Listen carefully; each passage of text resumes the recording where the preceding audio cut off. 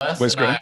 was like, you know, brothers from another mother. Love that Nice. guy. How have you and I not crossed paths before? I'm very like, I don't you know. know everyone I know.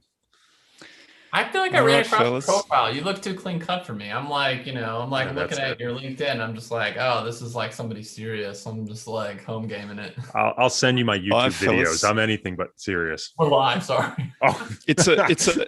Oh, I'm not telling you to stop. I'm just for the folks who are just tuning in. Slightly different lineup today. JT is out camping, and Bill is traveling back from Markel. So we've got some subs. Thomas Brazil, who's a deep value bankruptcy specialist, special situations guy. How are you, Tom? How are you? Good to be here. I'll be JT today. You've gone quiet on me, and then the we haven't decided who's going to be who yet, but I'll be playing myself in this one, and we got the great Corey Hofstein, quant extraordinaire. I called you global macro before, but how would you describe yourself, Corey? I would definitely just lean into quant and then say derelict tourist of many other depraved forms of investing, I suppose.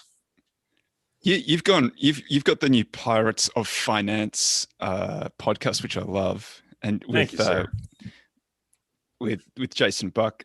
So you guys are going vol and crypto. You guys are there's nothing that you won't talk about on that podcast. There's nothing sacred at the moment. I mean, look, you know how it is. Like when you're in investing, at least for me, I love exploring all these other ideas of investing, and very often I don't get a chance to talk about them. When you run a fund or a strategy, like you sort of everything you publish is on the narrow of what you do, but doesn't mean you're not interested in other stuff. So Jason came to me with this idea of, hey, let's put together a show that's a little less serious, hopefully a little bit more fun, 10 minutes a week of content on whatever we want. So, last week was a crypto cash and carry trade that, is a little bit, what's the word I want to use? Makes me a bit of a degenerate running it, but it's fun. And hopefully people laugh. And so it's appropriate that you're Pirates of Finance, which is Pirates of Penzance, right? Is that the It is. allusion? One of the first comments we got was someone telling us how arrogant we were to pronounce finance as finance. And I was like, hey, you don't get the joke then. So, but you're usually in the Caribbean, or is it Caribbean? It's whatever you want it to be. Yeah, I've been squirreled away in Grand Cayman for a couple months now. I'm actually back in the States for a little bit for a wedding, but my wife and I decided we'd had enough of Venice, California when the pandemic hit, and did that very cliche thing of picking up and moving somewhere else. And a couple of the Caribbean islands are offering these work from home visas. So you can just pick up and move to Barbados or Bermuda. Grand Cayman was offering one. So we were early to apply and put all of our stuff in storage and packed 2 bags and headed to live that beach life. Nice. And Tom, you're in the same deal, right? You're normally London based. You're American, but you're normally London based, and now you're in Italy for the same reason. Yeah, similar reason. Although I have to comment on all these connections. Okay, so Corey, you have this pirate podcast. You're wearing your shirt, by the way, says shipwreck on it, I believe. Yeah. Shipwreck rum. And you're hanging out in the Caymans. I think there's like a theme going on here. It's like I think you're like out. You're like so not to interrupt, but when I was younger, my people used to ask me what I wanted to be, and I said there's 2 things I want to be. One was either a pirate, or the second, my father was an entrepreneur. I always said I wanted to be a businessman. So my mother finds it hilarious and ironic that I ended up in finance, which she considers to be sort of the intersection of business and piracy. Nice. Last time I was in the Caribbean, this sounds really grandiose, but it's not at all. I was on a yacht with Chris Cole. And it was fun. My wife similarly, she wanted to work event. It's a work event. My wife wanted to marry a pirate, so she married an Australian, which she says is about as close as you can get in the modern day. Same accent, at least. Yeah. A land pirate, I suppose. Land pirate. So I don't know how, let's start.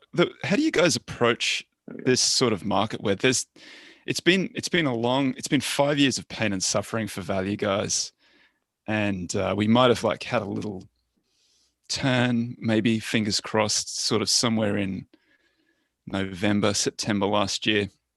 It didn't really help me much until sort of more into this year, because that rally in value last year I thought was more of a junky rally in value, and I try to be more high quality value.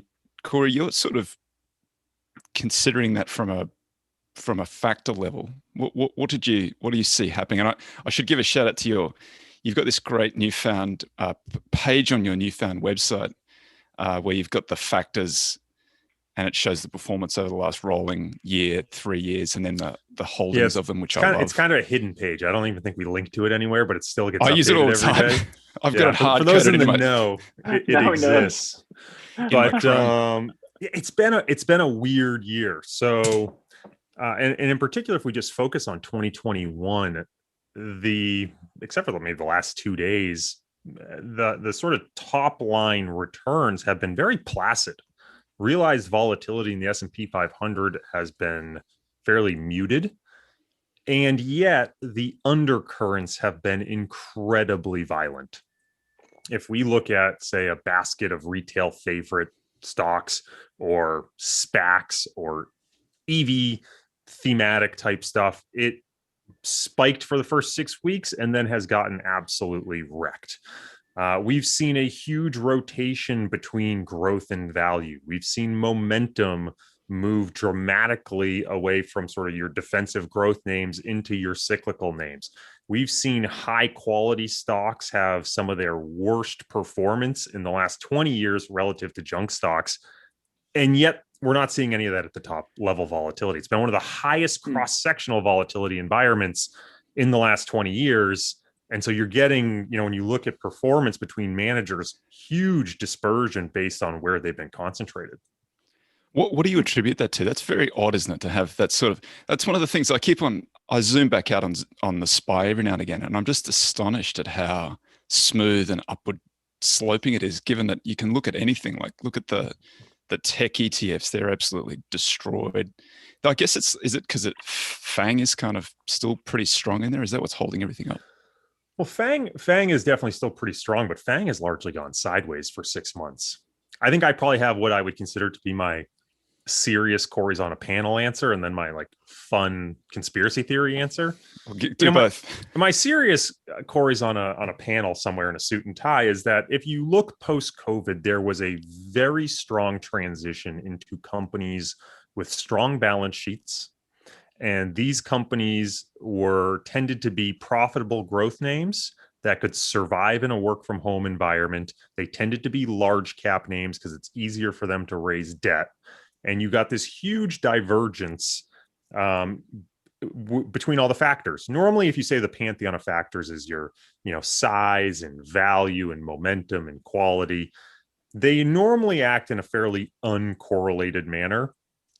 Last year, they sort of split in half and became super correlated within the groups, and the two groups became super uncorrelated from each other.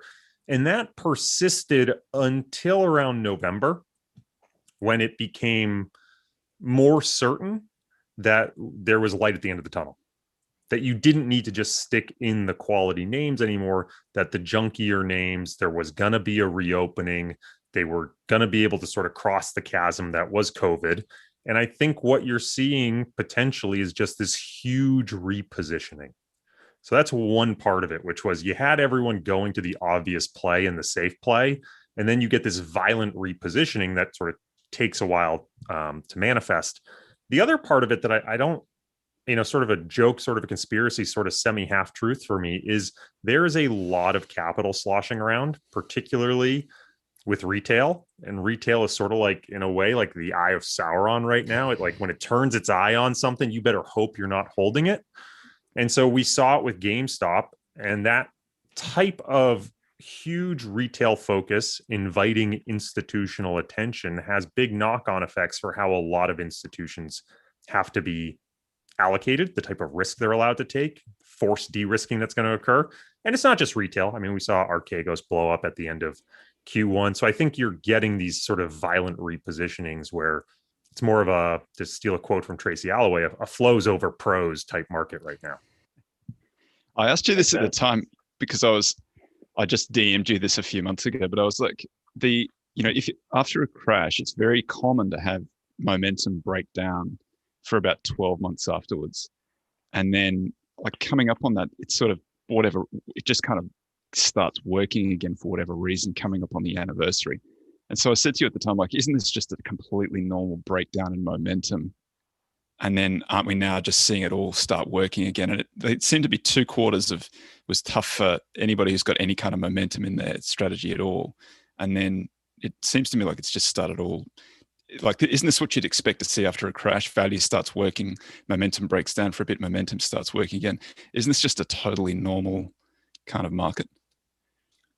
I'll steal another phrase from Andrew Lapthorne from SocGen, who said, value is a basket of all the world's problems, but a call option on hope. I think a lot of people think of value from the .com days and think of it sort of as being, this moat in your portfolio.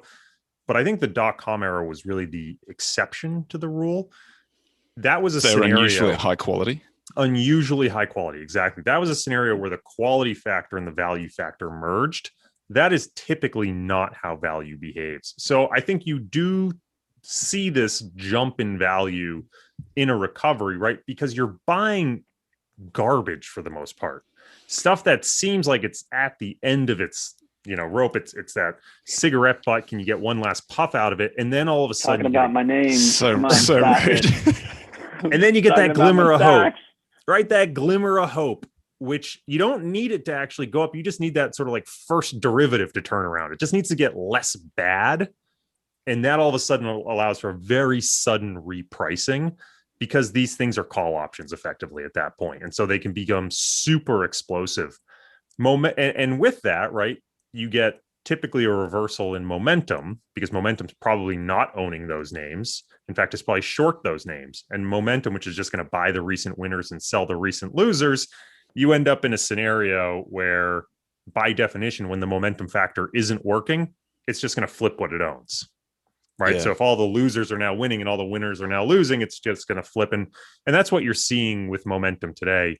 For the last 5 years, momentum and growth were synonymous. That is not true anymore today. Momentum has moved strongly towards cyclicals. I did remember you saying that to probably a year, I guess in COVID time, I'm not entirely sure, but it's like the last couple of years, you said to me that could happen, that value could become momentum. And I thought, gee, that would be, can you imagine? I'd just about die of happiness if that happened. What about, Tom, you're kind of you're I don't want to label you the wrong kind of label, but you're special situations, but you kind of started in a bankruptcy type scenario.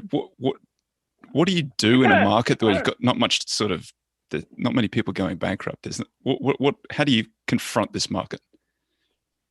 I mean, there were some bankruptcies, some pretty sizable bankruptcies pre-COVID, or I should say pre-COVID, but sort of in the earlier part of COVID, and there still are some now. I don't know. I don't have a golden. But what do you do in a market like this? What are you are you still trying to hunt for those very specific? I think there's a ton of great special sit stuff out there. Predominantly, we run capital for basically private distress deal type stuff. But it's sort of, someone sent me the Markel thing yesterday that Bill was on, and I thought he had a very interesting take on it, which is, you sort of bring your unique perspective to the markets. And for me, like there's a lot of special sit stuff out there. And I don't know. I think there's a lot going on. Maybe it's not scalable for institutional investors, and it's definitely not like a factor driven approach. I mean, some of these special sits can fall into buckets that look a lot like a deep value. And then I'm sure some of them can look kind of garpy. And I kind of like both of them depending upon the flavor of it. I suppose that's like the craft of if you're doing like a bottom up portfolio. How do you find a garpy special situation? What's a garpy special situation look like? I mean, sounds like a special situation. Yeah. Okay. So I don't know. A GARPy special situation would be like, a relative value special sit. There's a transaction, a corporate action, because I define sort of, to me, a special sit is like a corporate action, and then the valuation overlay would be like, okay, is this a value or growth? Is this a GARP? What is this? And sometimes you can find like growthier or GARPier special sits. I mean, there's one that was support.com, which is basically a net. Net guys rolled out of it. They did a crypto mining deal. So of course, net guys were like, oh, wow, okay, we doubled, let's get out. And then, you have kind of crypto people that won't touch it until it's sort of fully baked transaction. But if it does, it's somewhere probably between a 2 to 3 to 4, maybe more, maybe 5x of just on comp valuation. So to me, that's a special sit, but that's GARPy, let's be honest. I mean, The comps you're using are insane. That doesn't mean they shouldn't be there. I'm not passing judgment. I'm just saying that, there's no way you could describe the comps you're using as a value comp, like in an absolute, like, I'm making, 10% free cash flow yield. Like, no, like that's not happening. Support.com was in my smaller micro screen for a while. No, it was the smallest in the smaller micro. It was Twitter. No, I don't think I ever did hoover it up. It's just one of those ones. Sometimes I'm just so deeply embarrassed by the names that thing spits out that I just can't look at them. I think I remember looking at sport.com because you have like an automatic tweeter or something, an automatic Twitter, like, like the best blah, blah, blah from our screen is this. My little bot picks it up. By the way. Yeah. And so I looked at it and I was like, oh, I hate that company so much. Like I even kind of tweeted out how much I hated it. But you've tweeted out a few that were really good gems. Like, what was a good one? It picked up GameStop too. Did it pick up GameStop? It picked up GameStop, yeah. That was a battleground stock for a while. I wouldn't have had the way-holes to put that on. I don't think so. Although I do love, the guy. He's great. It was net. I mean, it was net cash. You had operating leases in there, and it was, everybody you talked to could tell you why it was a dying business. No one wants to go in and buy them physically in the store. They all want to download them. Don't you feel like the net inventory, right? It's like it's a net. Oh, but because of inventory, that's like always one of those. Oh stories. Yeah, that's tough. Well, that was the scariest thing about when the two. Now I'm going to forget which suit co it was, but I think it was Joseph A. Banks was like a perennial net because they had huge. You're basically buying suits that nobody wanted. Yeah, that always made me a little bit uncomfortable. And there was also John Hampton had this short out on it saying that he thought that there was, because they had, it was such a huge asset and it was such a weird, like they justified it by saying if somebody walks into a store, they want to be able to buy the suit that they want. And Hampton said that's just weird that they have so much inventory in suits. There's something else going on there. We never. So as the guy who's never done net, then inventory seems like it could go both ways. There's certain businesses where you might say that I want to mark this inventory to zero, right? Yeah. And there's other businesses where the inventory might be worth a ton in liquidation. So, I mean, Toby, you've done net purely on screening. Do you think, are there ways to work that idea in, or do you just sort of have to go in by hand? Not only that, there are nets that are not net. So like companies will have, who famously said this was, now his name's escaped me, Third Avenue Value. Yeah, Marty Whitman. Marty Whitman has a great quote. Yeah, Marty Whitman's famous for saying that, like, oh, these guys own Fifth Avenue real estate. If you're telling me that's not a net, you don't understand what Ben Graham was trying to do, which is, like, I could sell these buildings by making 5 phone calls. Of course, I got him into trouble buying a bunch of, like, Asian real estate companies. So let's just forget that for a second and focus on the actual idea. Because it's a powerful idea. Because one of the nets that worked out quite well for myself was it wasn't a net, but it was a net. And when I tried to explain to someone why, because it had real estate that was for sale, it was industrial real estate that I could easily sell, and that was going to be converted into cash the next year. They were like, "Oh, that's a slippery slope, Tom. Like you're breaking the rules." I was like, "But that's what you're supposed to do. The rules are there to just kind of as guideposts." Sub-liquidation value, though. It's sub-liquidation value. That's okay. And then I think Graham specifically talks about land and property, plant and equipment, a few other things like that. He just applies a bigger discount, but that might not be appropriate. As Marty Whitman, the Whitman quote is something like, he says, if you've got grade A real estate that's fully tenanted in like a business district, you can pick up the phone and sell it tomorrow. Right, and he also says that a lot of things can be assets and liabilities, as Corey was saying, right? So there are a lot of things that can be, it looks like a liability is actually an asset, and vice versa. And people don't appreciate that because I don't know, they just sort of like they want to cookbook it. And what's an example of an asset of a liability that is actually an asset? Operating lease. An operating lease. Below market operating lease. Yeah, I mean I see what you're saying. Yeah. Whatever the Sears. I mean, no, not the Sears complex. All right, I'm gonna get murdered here. When Toby said hey, you have time? Let's go on. We're gonna do a podcast. I was like, wait, am I getting brought before like the value tribunal here? Is there something I've done wrong? Talk too much about Bitcoin or something? I'd only talk about crypto if I wanted an absolute shit ton of followers. I'm trying to keep the podcast really small. Yeah. Anyway, crypto's a whole other subject, but I think there are even crypto nets and things like that. And is that special sit? Yeah, okay. Some of it is very special city. To me, it's the special sit is the sort of not only soft but like a really hard catalyst that's going on, and you can find different flavors.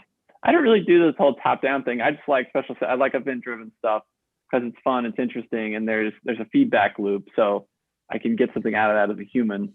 When you start talking about things where the feedback loop is like 10 years from now, it's like, okay, great, you were right about Amazon, and now you're dead because it's 30 years later, or your business is out of. It's I'm not saying it's not interesting. It's just quite hard to get a feedback loop with any sort of like any sort of, not, I don't say scientific precision, but Corey, you get the idea because of quantitative. Like it's sort of like there's no like this worked, this didn't, why didn't it work? You get a lot of at bats with special sits, right? I mean, I had Dan Zwern on the podcast. I think in the one that's currently out now, and he's got a great line. Part of it. He's a great investor. He's the scariest. Scary smartest person I've chatted to for a long time, but he had this great line where he says, I believe in the voting machine weighing machine analogy. I just like to bring the weighing machine to the table, like on the date. Nice.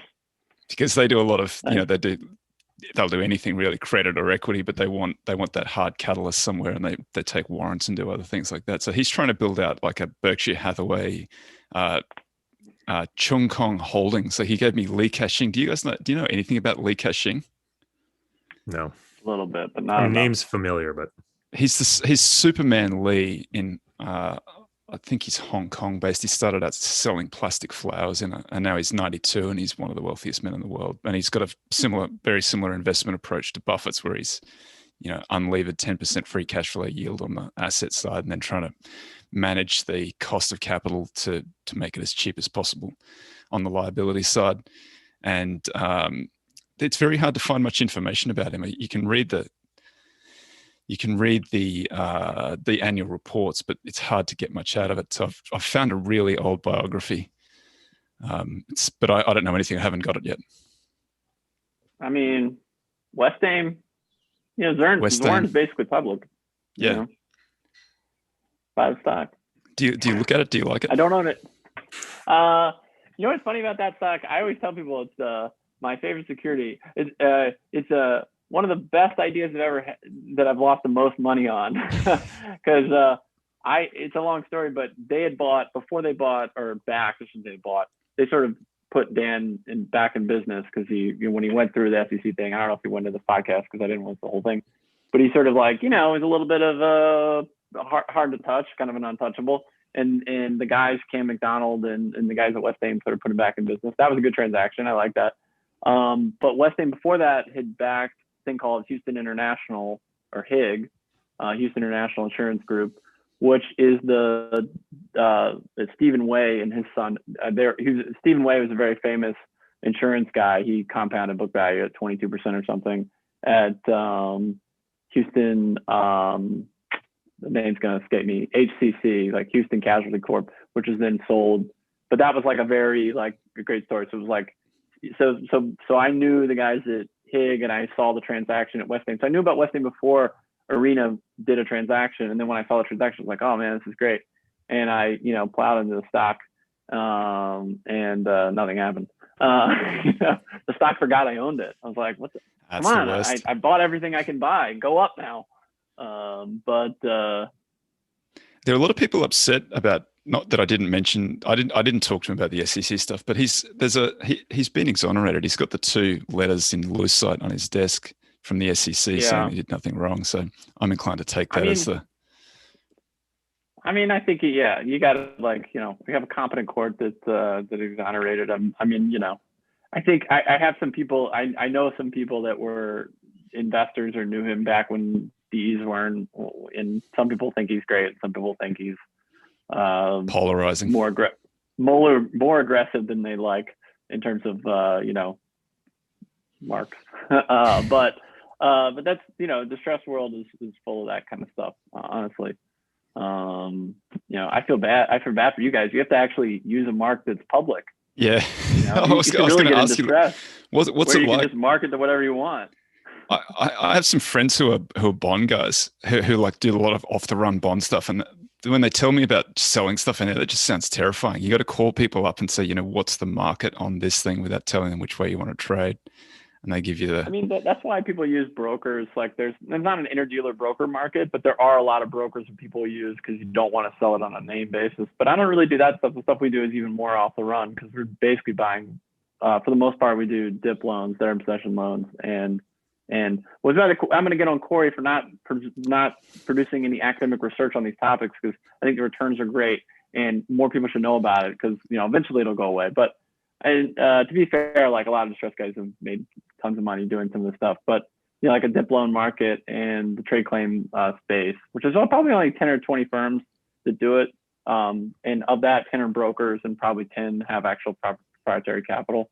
The trade claims are just basically.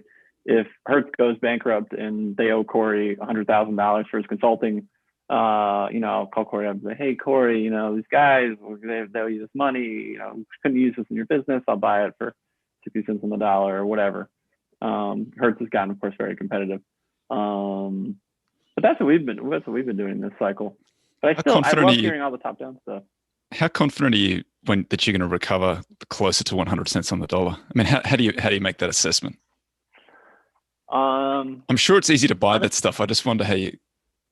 I don't want to. It's not as easy as you think because I think everyone just views it as homogenous, and I think even a lot of the players in the space think of it as being like, did I say homogenous? Homogeneous. I guess we're going to go with homogeneous.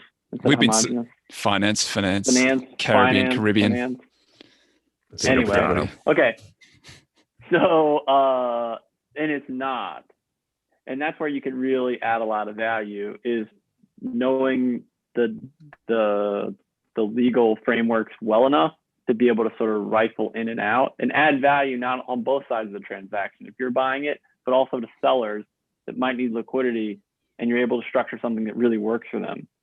So it is kind of like a consulting solution providing. I think if you view it that way, you can add a lot more value, just in the same way you guys would approach your clients, like, how can I add value to their lives, not just sell whatever the hell I want to sell, which is what a lot of the trade claim guys historically have done, which is just like, hey, they get on the phone, they like call you up like a boiler and they're like, hey, they're never going to pay you. These guys are deadbeats. Like, we'll buy it, blah, blah, blah, blah. And that was the pitch.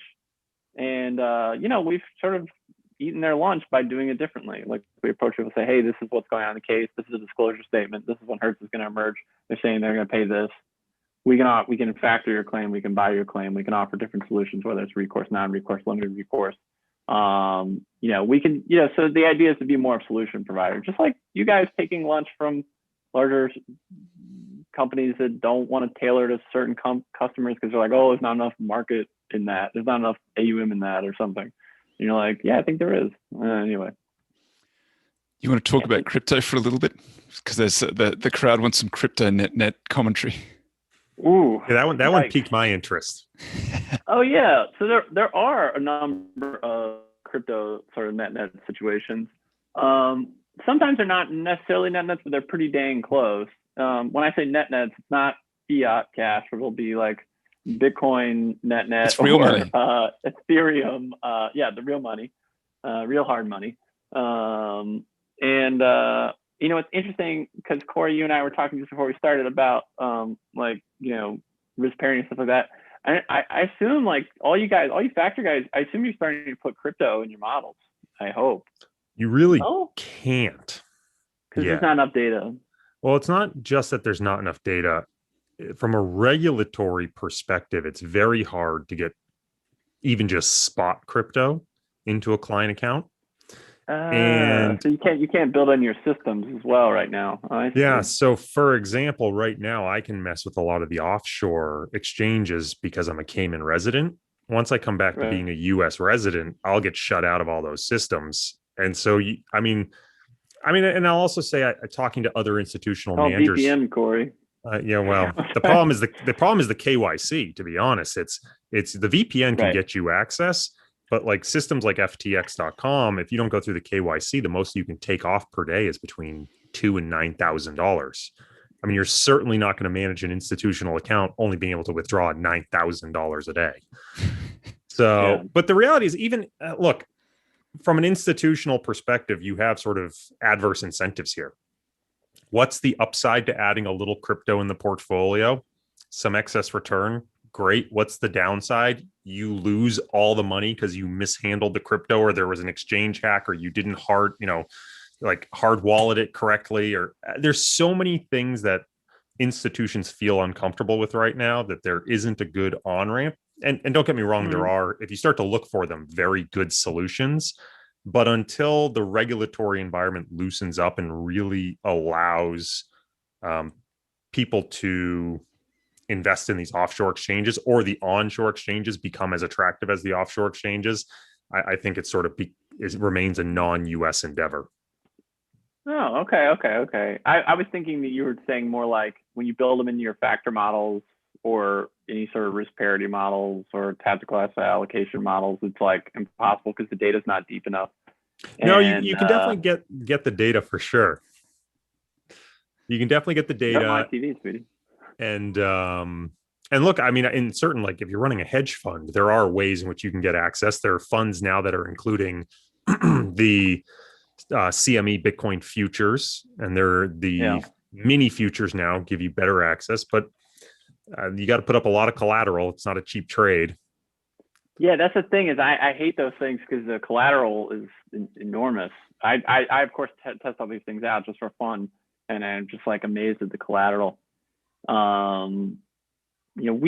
got sucked into crypto through distress stuff, and it's worked out incredibly well, not just because of the stress, but really because of the rise, because of the double layer. But in crypto net, there's stuff out there. There's like I think I mentioned it recently on another podcast.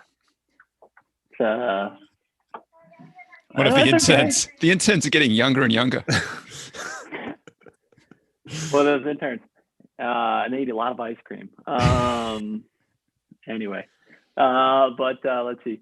Yeah, so Nexus Mutual is one that I think is super, super interesting. So let me explain what it is. It's basically like a insurance for DeFi contracts, if that sounds like gobbledygook.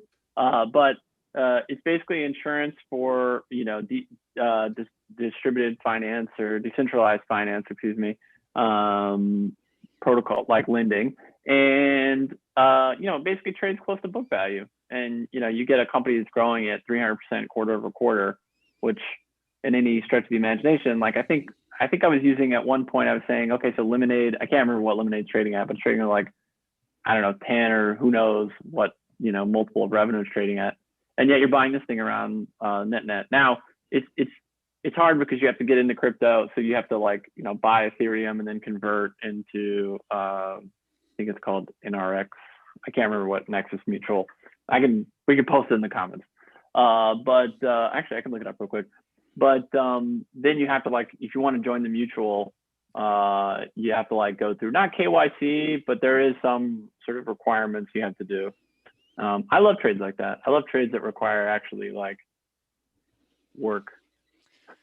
Corey, got a question here for you about asset allocation given valuations and potentially inflation coming. Do you have any? I know you're not necessarily running it on that basis, but do you have any thoughts? I mean, what do you? Yeah, things are going to stay weird. That's my thesis. What's causing the weirdness? I think it is for me aggressive hard. Central banks. Yeah, aggressive central banks, flight to passive, concentration in a bunch of systematic strategies that are all highly correlated. I mean, there's just a whole bunch of things giving retail investors access to new asset classes and then giving them a whole bunch of money and untapped leverage. When you put it like that, the market as a savings vehicle, seeing target date funds go from 8 billion to 3 trillion in 15 years. I mean, there's a lot of things that have changed in the market over the last 15 years that could make it weird. I think it's easy to point to what's happening in the commodity complex right now and say, there's inflation. Look at lumber, look at copper, look at what's happening, with the 10-year versus copper. I think the problem is it's hard to disentangle those between what was an obvious mismatch in supply and demand shocks, right? You had supply take a dramatic decrease in a lot of these commodities during COVID. And then all of a sudden, especially like the home improvement related commodities, right, had a positive demand shock that a lot of people didn't expect. And you get these bullwhip effects throughout the entire, production chain. It's hard to know whether those bullwhip effects are going to be persistent or whether they're just going to be transitory, and whether what's happening within a market like lumber is ultimately due less to, money printing and that sort of thesis, and much more to just the effect that, look, you had a large structural decline in production pre-COVID. You had an immediate collapse during COVID. And then all of a sudden, everyone started going to Home Depot. Like, it's going to take a while for these things to equalize. So I don't have strong views on inflation right now. I tend to lean a little bit more towards there's going to be a lot of money sloshing around in the system everywhere. And what you're going to see is that it's just going to get siphoned off onto corporate balance sheets, where it'll act like a black hole because they don't have enough good projects to spend the money on. And you won't ultimately end up seeing a whole lot of inflation. It'll just sort of end up on the black hole of balance sheets, as it has over the last 10 years or so. Valuations are an interesting question, because sort of to that point, when you just sort of put a bunch of money in the system and the money has to go somewhere, it ultimately is probably, again, going to end up in corporate earnings and corporate balance sheets. And you might have just structurally increased what the market should be trading at. There's only a limited supply of assets out there. And if you increase the supply of dollars, those assets go for a higher price. Is that why, do you think that has any influence on the crypto run? I mean, how much of the crypto run is speculation? How much of it is, people consciously trying to get out of dollars into dog dollars? I mean, I was going to say, I don't know if you can look at Doge and say it's a well thought out anti-inflation play. I think a lot of people have been saying that about Bitcoin, but the Bitcoin narrative changes year to year, for better or worse, right? It's sort of this interesting cognitive dissonance play where it's like, you have to keep believing new things to keep justifying Bitcoin, and yet Bitcoin keeps working. So maybe there is something there. Again, another area that I, for full disclosure, have some personal holdings in crypto, but not a tremendous amount, nor with incredibly strong conviction. I look at things like if you do go to these offshore exchanges, there's two different types of futures contracts. There's sort of your standard fixed maturity, you buy it today, it expires in September. And there's another type that's called a perpetual that either resets every hour, 4 hours, every 8 hours. Those perpetuals come with a funding rate. So basically, if the funding rate is negative, your longs pay your shorts. And if it's positive, your shorts pay your longs. And the basic idea is that funding rate should help incentivize the other side of the trade when there's a lack of people who want to be short or a lack of people who want to be long. What you're seeing right now is those funding rates are annualizing between 20 and 40%. In other words, if I buy Bitcoin and short the Bitcoin perpetual, I'm effectively creating a 20 to 40% annualized return in US dollars. And that's basically me just like lending synthetic dollars into the crypto space. It's because there's you can arb it. Yeah. There's a lot of cash. There's a lot of carry trade. Yeah. It's an arb. Why is it not an arb? Why is it an arb and not a? Well, because you could have the spread blow against you. You need to maintain margin. You could have a mass liquidation, in which case you could have your position closed on you. The exchange could get hacked. Party risk. Okay. Yeah. It's an arb. Okay. But I think it speaks to the massive demand for leverage. So to come way back to your question, it speaks to the demand for leverage. I think there's something like, there's $4 trillion in the crypto space that want to be long and $500 billion willing to lend them money. and you just have this huge mismatch, and it shows up interest pricing. The premium has shot way up in Q1. So I personally have some of these trades on doing the cash and carry to harvest some of this, just again with my own personal money. But I think it suggests that there is a long levered demand for the assets that is probably, it's an inflation play, but it certainly seems to be a play for just let's make some money. There's quite a few of those in this market at the moment. There's lots of spot futures, and there's triangle and and whatever. I think I don't know if it's just for, I guess that's for basis trading, whatever. There's lots of arbitrage in markets, in the crypto markets. Part of it, I guess, is the nascent nature, but you're definitely right. I mean, it's funny that you come at it from a quantitative, like for me, just being quite buried in the crypto space somewhat, is most people that are in crypto just want to be long. And when you start, it's funny, every time I talk about a cash and carry trade with any clients or anything like that are in crypto, they're like, what if Bitcoin goes up 100%? I'm like, huh? I'm like, it's already up 100%. So you do get that. So I think it is fun to structure trades in the space. So anybody that likes structuring, there's a ton of opportunity, in my opinion. And what you're talking about, those trades you're talking about are they're not easy, but they're not insurmountable to figure out. They're not hard if you can get on those exchanges. To that I'll also say, I think if you look at sort of your average wallet size, right, you've got your whales, but a lot of people who are playing in crypto are playing with $5,000, right? A 20% annualized return on a trade you put on in the crypto space for $5,000 is not attractive to most people. They're in the crypto space because they want to take 5,000 and turn it into $1 million, right? You're not going to do that with a cash and carry trade. I look at the cash and carry trade as, okay, this is like a high yield bond, right? I'm basically constructing myself a high yield bond. Now it happens to be in the crypto space, but I don't think of it as a crypto trade the same way someone else might buy Ethereum because they have a long fundamental view on it. It's a very interesting trade. So the income in crypto is a huge area. Like, it's super interesting. So like even the most well-established, like a Gemini or Genesis, which are like the top tier firms in the institutional world of crypto, you can make 8 and 10% lending them dollars. Now you're not long crypto. Your counterparty risk compared to like an FTX, I love FTX, Sam, don't get mad, is lower, and it's simpler. You don't have to manage anything. You're literally just giving money to some of the largest players in crypto, and you're against their balance sheet. But if you go further out, you can, you're willing to take that on, take on the management. There's even further stuff out like that.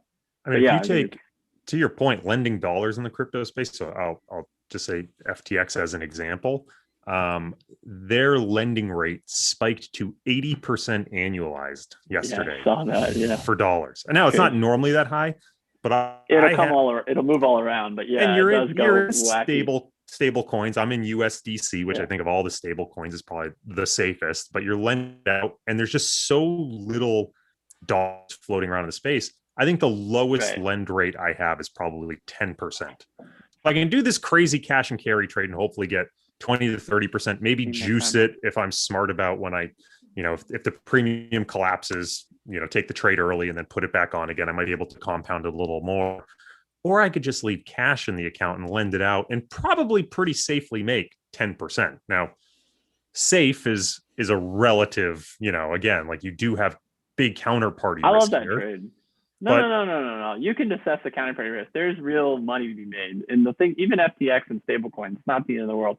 I mean, and the only thing is I would agree with you that there's most people just want to be, I'm not sure what the phrase is. They're thinking of yachts and Lambos when really probably of course there are interesting projects to be very long. But there's also a lot of income and sort of alpha on just the pure, nascent taking advantage of the volatility. It's almost like volatility harvesting, but in crypto, it's probably even better than, traditional market volatility harvesting. I have no idea what kind of returns you can make there. maybe Chris Cole could tell you, Toby, since apparently he's got a yacht. No, I don't know. Those yacht weeks. Was that off camera? I don't think so. It's a yacht week. It's like they're not that expensive. They take a fleet and you get a. They're not that expensive, says the owner. Well, I don't know. I was a guest. That doesn't sound like a value investor to me. with my pregnant wife, it was fun. It was a pre-owned, a certified pre-owned yacht. What do you want from me?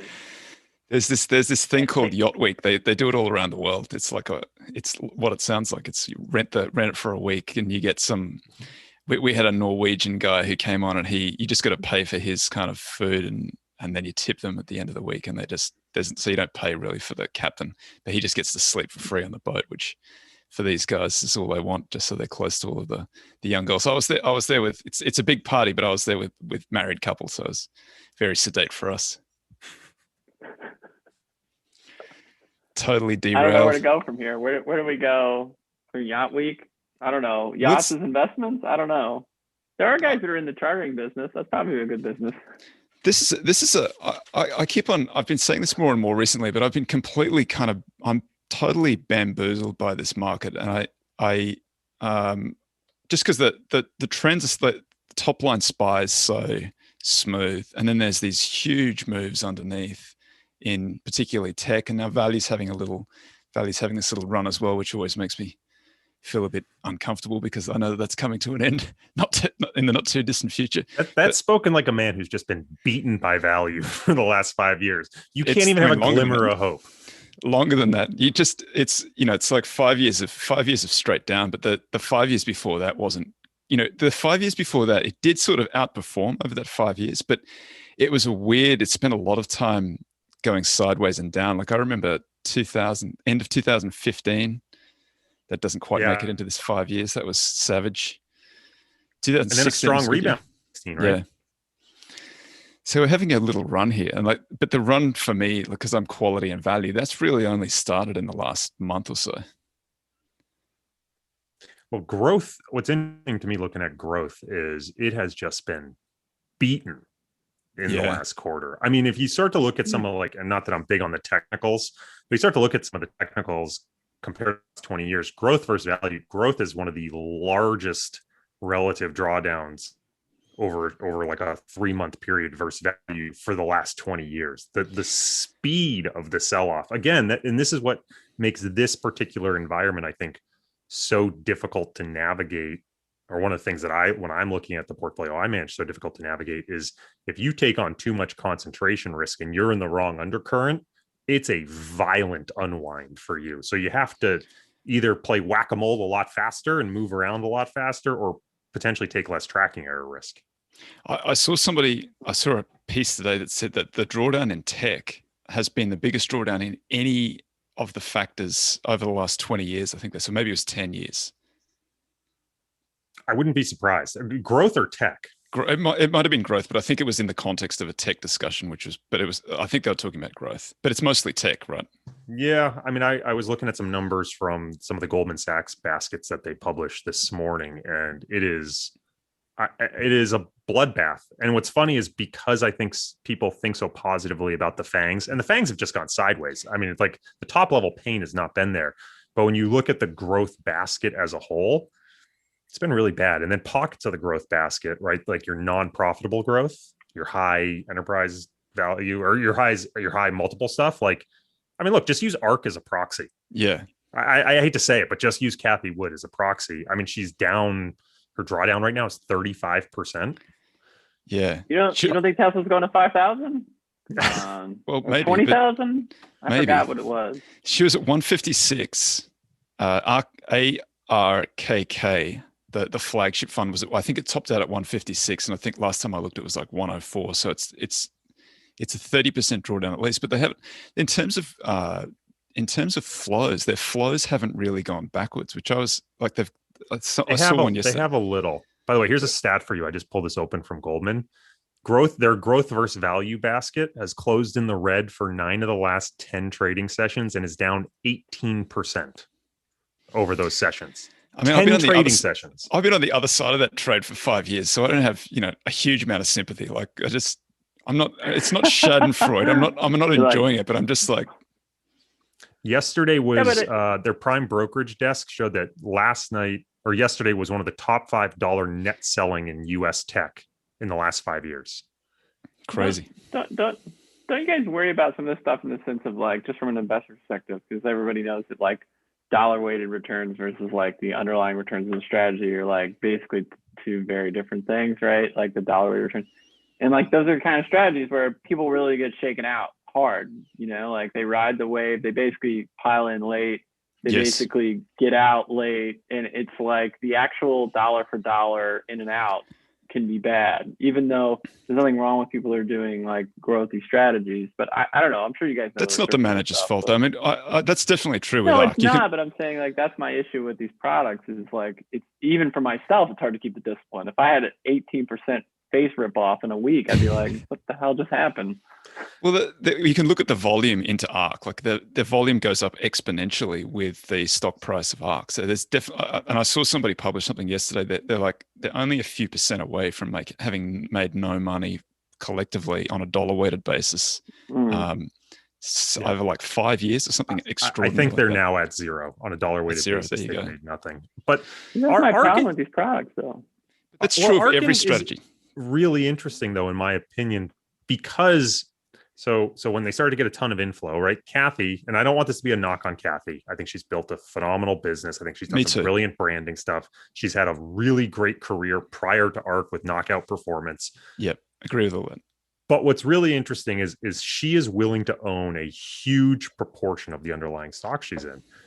And it's difficult to navigate that. And you were seeing pro-cyclical effects on large inflow days. The stocks that she held a higher proportion of the underlying float of went up much more than the stuff she owned less of. And so it's sort of this self-fulfilling prophecy. Now, I had arguments with people where they said, look, that's what you expect to happen. If there's increased demand for stocks, the price of those stocks should go up. I said, I agree with that. The problem is the demand here was not for the stocks she was owning. It was for Kathy. Right. The demand was for Kathy. And so all this money is flooding into ARK. You're getting this pro-cyclical performance because the money going in is driving those prices higher, which makes the ETF outperform. I think you're seeing the unwind now. And it could get violent and ugly in what she's holding. And I think this just goes back to this flows over pros market environment where it's less about what you own and more about the flows driving the performance around you.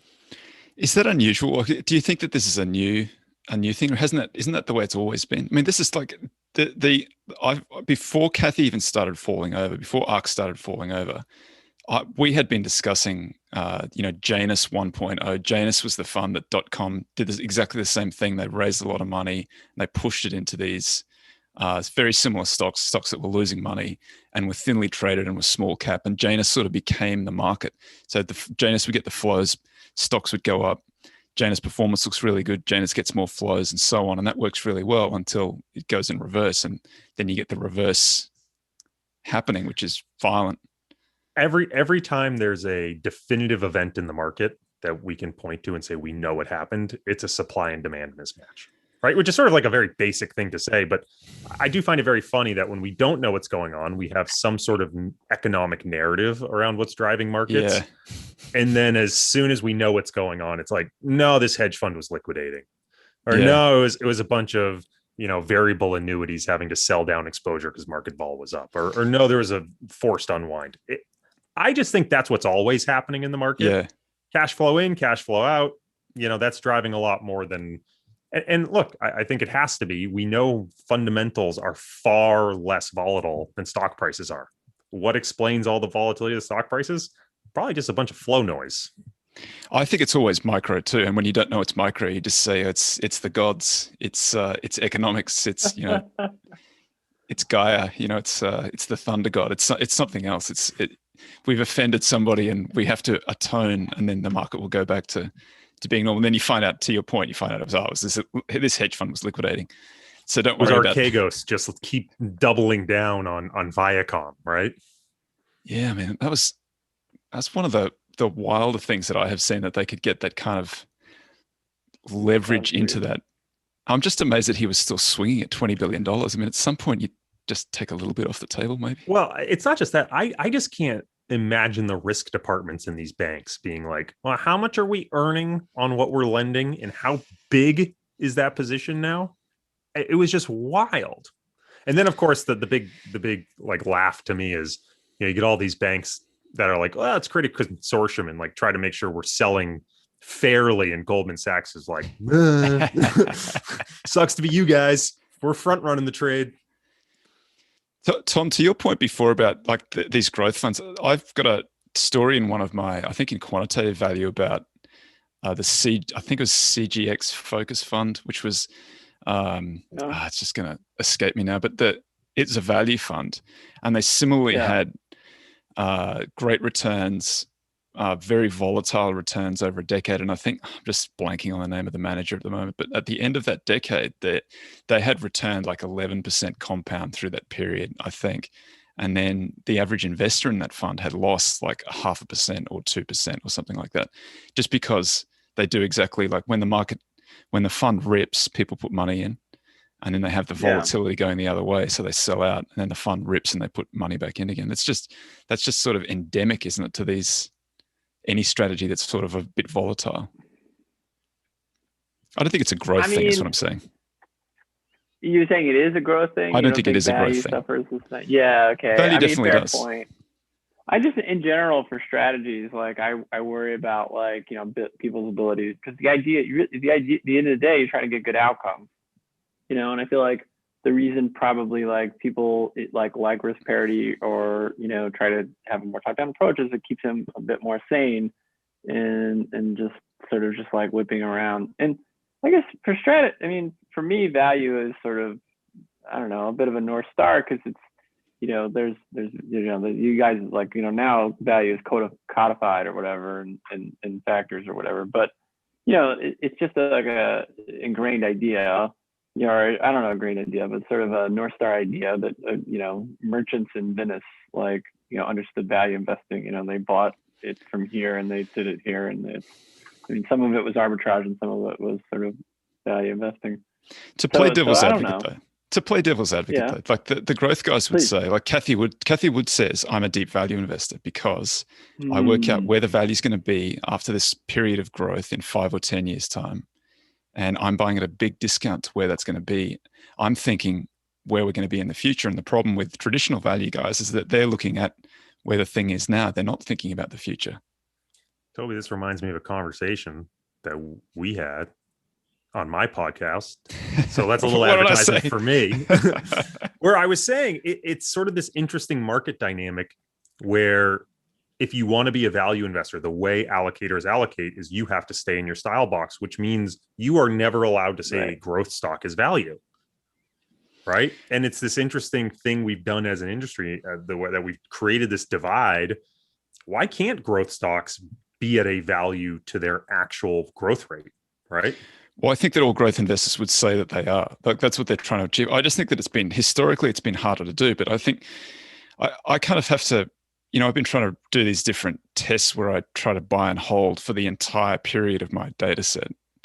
And it's interesting that one of the things that I've found is that the price relative to the fundamentals is not particularly important to the future performance, but it's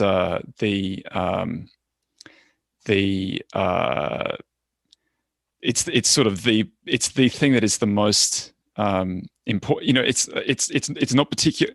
It's got a very low R squared, but it is the only thing that has any R squared at all.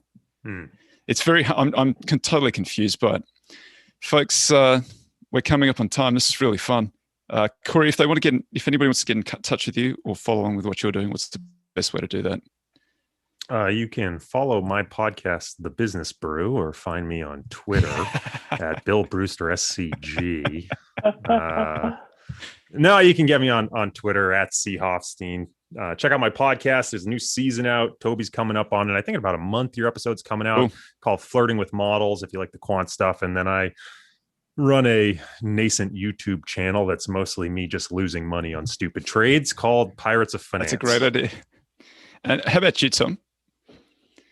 I have my own podcast called 5 Good Questions. Is that right? Is that making it right? No, I don't even know. I feel bad. I should know for JP. No, I mean, I'm on Twitter. I've met a ton of people through Twitter. So thank you everybody that ever reaches out.